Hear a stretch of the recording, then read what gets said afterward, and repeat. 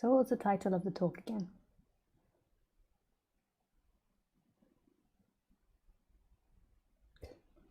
What do teachers, S there Lisa, teachers mean when they say not knowing as opposed to knowing? Yeah, that's super confusing. Like, why all these words, eh? So everything is known. Teachers will say, like, all of this is known. And then people will say this is absolute not knowing. What a confusing thing, eh? So what I mean, I can't speak for everyone, like all teachers most probably have a different way of speaking. What I mean when I say it is that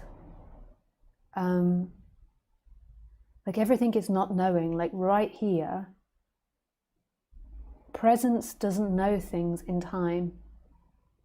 Like I used to call it like the bozo effect, because presence knows nothing. When you're really deeply in presence, like there's nothing that's known intellectually or in ideas or in images. It's just present. It's just conscious. It has no color, it has no form, it has no words, it has no ideas, it has no ways of being. It is just awake and present.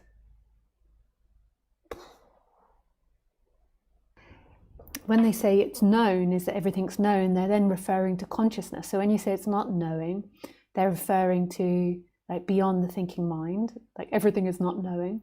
And then when they say knowing, like everything is known, like everything is perceived, like you're looking at me right now and you're intellectually interpreting me. But then there's also another part that knows this is happening, that is awake and alive, knows this is happening. And that you could call knowing or consciousness. Some people call it awareness. I normally say personal awareness, which is the ability to move the camera. Like, yeah. And when people are talking about being in the present moment, what they're talking about is putting the personal awareness in the present moment, in consciousness. And then this is stopping the thinking mind going off into time so much, which can actually be really great for the body and really healthy. But just realize that's still someone doing something. That's still someone in activity. But I actually recommend people to do it because I think it's super healthy for your body. It's super good for your body. But that's still an activity of the mind. Like, who does that? But you can feel it when you do it. Like I do it too. If I've got pain, I'll bring intense consciousness to it. Like put my attention there.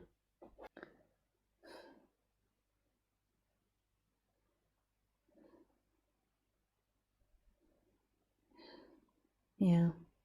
So who knows it? So right now there is consciousness. And when I say consciousness, I mean like the consciousness as opposed to being like unconscious. I don't mean like in the psychology. So at night, you could say that you lose consciousness. But actually you don't lose consciousness. What happens is there is no perception of time happening. So you could say all the senses are shut down and then there's no perception of time that happens. So there's nothing that's there. So you could say it's also consciousness, conscious of nothing, or consciousness aware of nothing, knowing nothing. So it's like, you could say it's in a state of rest, but that is like no time. So your experience of sleep is like falling asleep and waking up again. And when you wake up again, like the world comes back in, like everything comes back in. And that, what happens in that waking up is actually what happens is there is consciousness conscious of nothing, and that is nothing, that is non-existence in a way. So then things come back in, and then the consciousness has things to be conscious of, and so therefore it's like there's experience again. And you don't do anything to turn that consciousness on. Like, so most people think they're conscious, but actually the consciousness is there, then the things begin to come in, and then you begin to come in, your life, your world, your dreams, your thoughts, and then you think you're conscious, whereas actually the consciousness is always there. It's happening now when I'm speaking. So your personal awareness may be focused on me. So it may be focusing on me,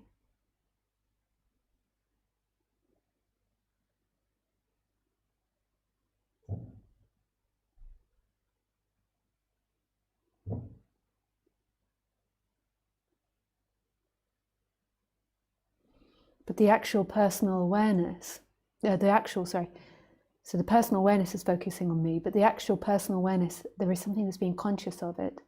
Like it's known, that there is a knowing of focusing on me. There is a knowing of your movement down to the computer, the keypad. There is also a consciousness of the wall, even though you're not thinking about the wall and you're not focusing on it. It's just known instantaneously. Like everything is known, like you're not doing any effort to know me clicking. It happens instantaneously without any time. And this is your essence, and the consciousness actually doesn't exist as a thing. You could say there is simply everything which is conscious.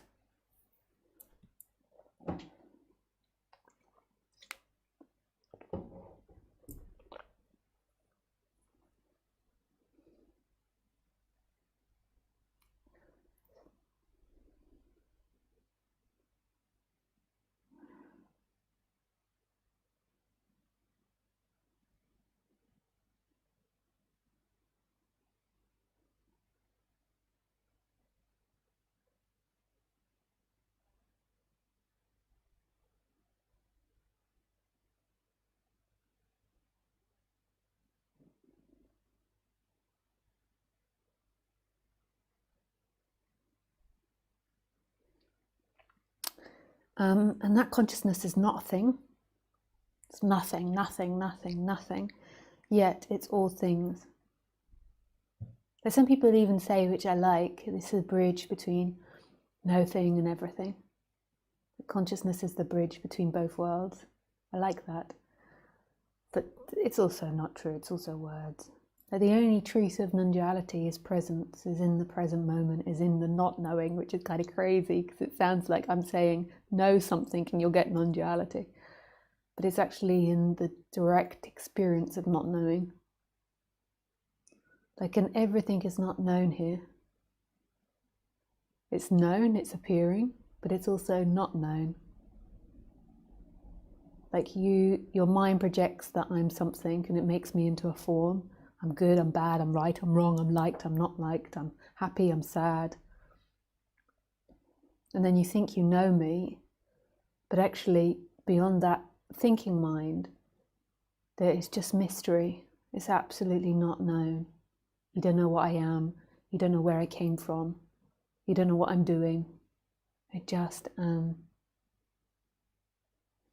And that amness, that presence, that aliveness, that what I am isn't separate from yourself. So beyond the thinking mind, beyond the knowing in time, the knowing in thoughts, beyond that to the unknowing, the not knowing, I am you and you are me. Or life is itself. However you want to use your words.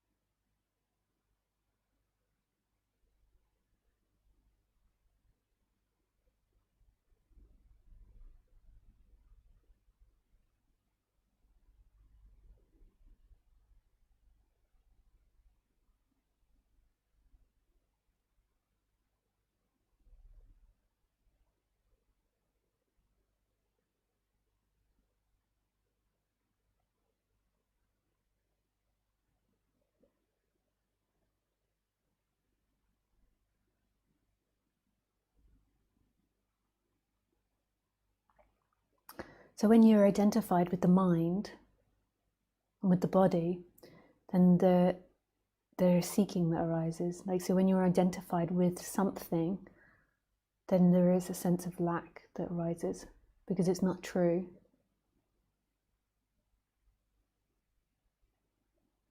It's not your essence. So there's always a discomfort in doing that. It's like a lie that you're telling yourself. But more importantly, it's energetically. You feel constrained. Whereas energetically, whatever that means, that's used in so many different ways, energetically, your essence is everywhere and all things. Like everything is you. Everything. Not you as the person, you as your essence, you as consciousness. And then there is a limitation energetically, so it's kind of like, it feels like that consciousness has shrunk and like been put inside the body, but that's not really what's happened. It's just like an energetic energy that rises in the body. And then the person is taught and believes that pleasure is my freedom and pain is my cage. And I have to work in this life to achieve pleasure in the future. And when I arrive in the future at this pleasure, I then will be able to relax. And I must avoid all these potential dangers and painful situations because they are my cage. They will take away my freedom. Whereas nothing takes away your freedom. Your freedom is that which is watching and experiencing. It's not found in form. And this confusion of humanity is what leads humanity into darkness. It's what makes our society dark. It's what creates hatred. It doesn't necessarily stop other feelings. Some of them are natural, but hatred I don't think is a natural state. Like, I don't think a dog has hatred. Like, I don't know if I experience hatred anymore. I can experience anger with people or hurt with people. Like, if something happens, I can feel hurt or angry.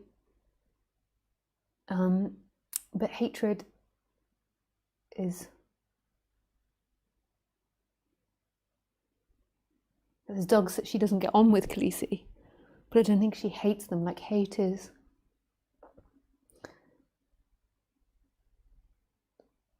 You could say, like, hatred in a way is seeking. It's like a rejection of what's happening. Whereas if you feel anger, or even if you feel jealousy, all of these other emotions, they're just there, they're just happening. And hatred, you could say, maybe, I've never really spoken like this before, or maybe I have and I've forgotten. Hatred is the rejection of what's happening. You could say it's like hatred only arises with seeking.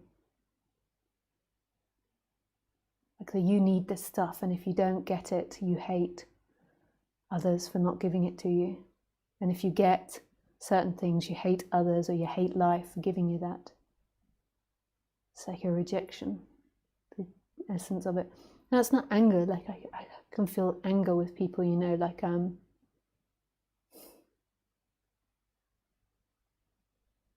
people treat you really badly, or when you're on the phone line to these call centers, or trying to get documents from your healthcare. Oh God. Like, there can be anger that arises, but I don't hate the people for doing that. So I might get angry and reactive in the moment, but there's no hate in that. Like, anger is a feeling of boundaries being crossed. It's part of the way we interact and the way humans move. It's action anger. Whereas hatred is this something that exists in time, and it's like a deep rejection of what's happening. Like, they are to blame for my unhappiness. She is to blame for my unhappiness.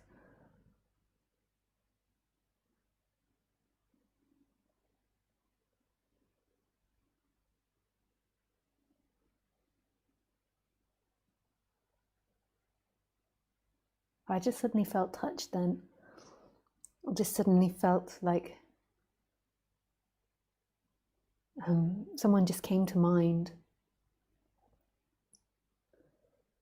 of, yeah, maybe that's not appropriate to say. It's just really beautiful. And there's nothing to reject here. That doesn't mean that you don't argue because your partner or your kids didn't do the washing up and you argue, you lose your temper, or there's a negotiation. But there is a deep knowing in that they're not to blame and you're not to blame. That there's a deep love in that, even in that. I remember with Roger Castillo, most of you maybe know Roger, was my teacher. I remember we were walking in the forest, or in the bush as they called it in Australia. I used to call it that all the time, I forgot that, the bush. And we were walking the dogs, and he was saying that anger does not negate freedom. And I was like, that's not true. It does, it does, it does. You know, and we were sort of, like you could say, semi-arguing about that. And then I was walking along and I was feeling so angry with Roger, I think, if I remember the story correctly. I might reinvent it, it was so long ago. And I was feeling so angry with him, and then I suddenly had this massive pop where was that consciousness and this expansion happened, and there was this love. And yet I still felt angry with Roger, and then I was like, oh yeah, you could be free and angry. But not a hatred, because in that, there was no hatred of Roger. There was just the body having these chemical reactions, no, blah, blah, blah, blah, blah. He was crossing boundaries, or I was crossing boundaries, or he was angry. There was an energetic resonance happening between us of anger, but there was no blame.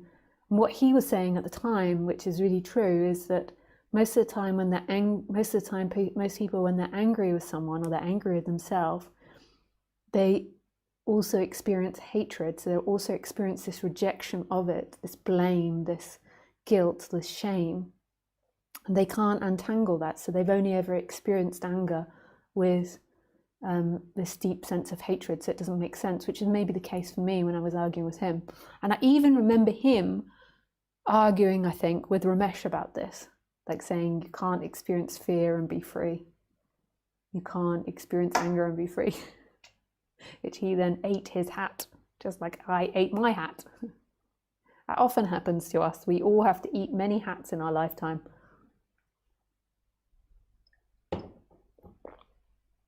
It's surprising that we all don't have lots of hats in our apartments. That really didn't make sense. I'm sorry. I was just imagining us pooing out the hats and then, having lots of hats all around the apartment. But my imagination ran away, and then what came out was a little odd. We eat our hats. We eat our hats. So what you're always looking for is this moment. There is nothing that can take you out of this moment. Even if you are lost in time and lost in hatred and lost in rejection and lost in delusion, you can't ever leave it. It's so annoying. You're okay, take out this moment. Let's get away from this moment. Let's get somewhere else. You can't. You're always here. And you could say that this moment in life is always supporting. It never is rejecting. Your essence is never in rejection. And you can see that hatred is a lot about rejection. You could see it's seeking, rejecting this moment. So whatever happens to you is a gift, because that's what's happening. No matter how bonkers the story is, or how dramatic or annoying, it's what's happening. It's so funny because I got really conditioned, I got into spirituality young, and I got really conditioned into the hardcore spiritual stuff, non-duality. There was none of this being kind with psychology. It was machine gunning you. Psychology is very understanding and accepting of your behaviors and looking at them and seeing where they come from. There was none of that. It was really that is the mind, that is the mind, that is the mind.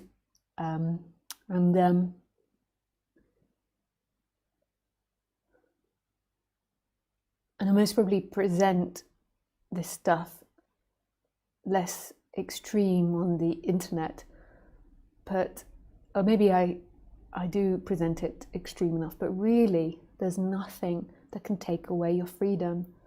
No matter what problems that you have, you can be in a prison. This is going to sound terrible, and I've said this before. I'm not going to say that because I open myself to being sued. You could be in a prison, you can be in a terrible situation, you can be beaten, you can be tortured, and there is freedom. It doesn't mean that will be painful, but it's not taking away presence. Presence is here and presence is free. You can have very difficult family at Christmas, you can have very difficult family interactions, but presence is free. Presence is free. It's here. And it's not about what your body feels. So for me, energetically, if I'm with a lot of family and they have a lot of suffering, then energetically that could be super tiring for my body. But there's another part that's free beyond that. So right here, it's not about feeling. It's not about thought.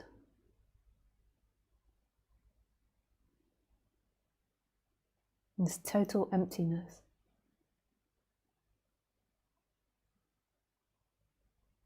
It's not about you getting to this, just here. It's like, in a way, absolute craziness, absolute surrender. It's beyond all your thinking, it's beyond you getting, it's beyond what you can do. It's beyond how you can keep it. It's just here.